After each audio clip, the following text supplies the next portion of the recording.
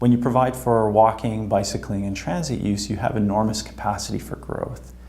And so when we look at Canmore, we have all kinds of constraints. We have space constraints, we have rivers and railroads. To try to build our way out of congestion with vehicular solutions is economically impossible.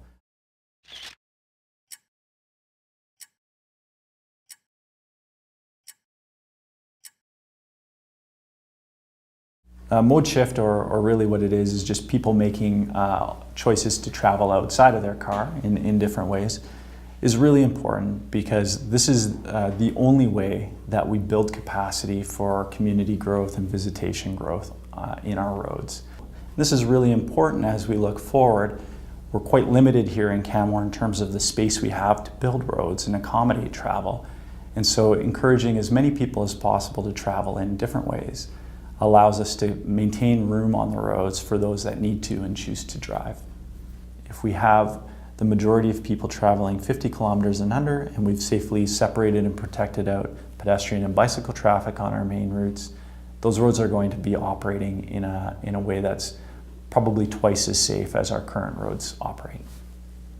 We have a wonderful pathway network in Canmore, and it comes very close to connecting a lot of our residential and residential development with key destinations like Elevation Place in the town center. What we're missing is that last core network around the town center, which will provide people an option to travel outside of vehicular traffic. That's really important because the majority of people would be willing to travel by bike for at least some of their trips if they had a greater sense of comfort and safety. And what we can expect based on the results in other communities is that if we build that core network, we're going to see a significant increase in the share of trips that are taken by bicycle. And so if we can evolve our streets to go beyond focusing on vehicle delay and focus on people and people movement, we're going to have these great spaces that are going to serve everybody in our community, and not just us when we're driving or when we're able and when we're young. The focus of our work in the town center is around people. How do we accommodate the largest number of people traveling and accommodate the largest number of people and giving them a really great experience in the town center?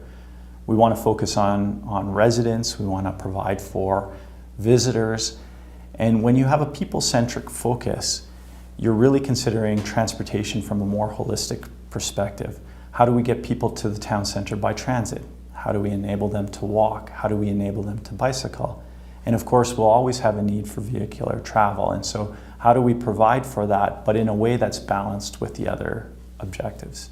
Parking is an important component for a transportation system. How we manage parking is as important or more important than the amount of parking that's provided.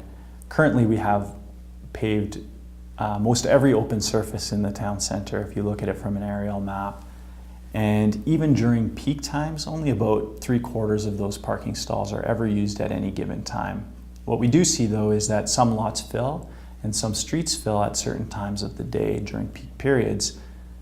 That in particular is problematic and encourages people to be driving around, hunting for a spot. It adds to congestion and it's really poor customer service for the residents and visitors who are trying to use those parking areas. So it's important as a next step for us using that information. We know we have plenty of parking, it's how we manage it. Working on an integrated parking management plan to allow us to better manage our parking stock is an important next step. Local transit's an important piece in the mix. It provides people with an option to travel to work, to get rid of an additional vehicle. It's an alternative during inclement weather.